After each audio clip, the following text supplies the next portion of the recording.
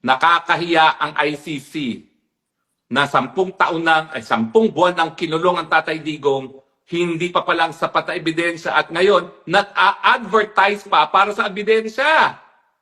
Nakakawindang po yan. Hindi po yan gawain ng matinong institusyon. Dahil ang matinong institusyon, bago magpakulong, dapat sapat-sapat na ang ebidensya. Alam ko nakasulat, good grounds. Pero kung alam mo naman palang walang ibang ebidensya bukod sa good grounds, bakit ka magpapatuloy sa pag-aaresto at bakit ipagkakait mo pa ang interim release? Alam mo naman palang kulang ang ebidensya. Di ba? Ang prosecution, bakit tumutol sa interim release? Alam naman palang hindi pa sapat ang ebidensya.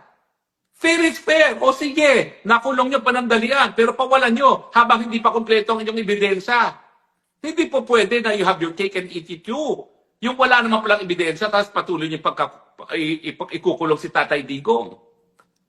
Ito po ay napakalaking iskandalo. Lahat po ng tao na naniniwala sa katarungan ay talagang dapat maiskandalo. Dahil itong advertisement po para sa karagdagang ebidensya laban kay Tatay Digong ay pag-amin. Hindi sapat ang hawak na ebidensya and yet ikunulong nila si Tatay Digong. Hindi po yan makatarungan. At ako bilang isa na talagang nanindigan para sumuporta ang ibang mga bansa sa ICC na nanawagan ngayon, lahat ng mga bansa, nagkamali po ako.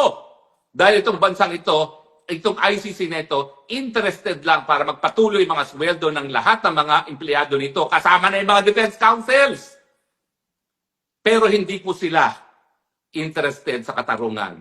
Dahil kung sila ay talagang nagbibigay halaga sa katarungan, hindi sila magkukulong ng tao na hindi pala sapat ang kanilang ebidensya.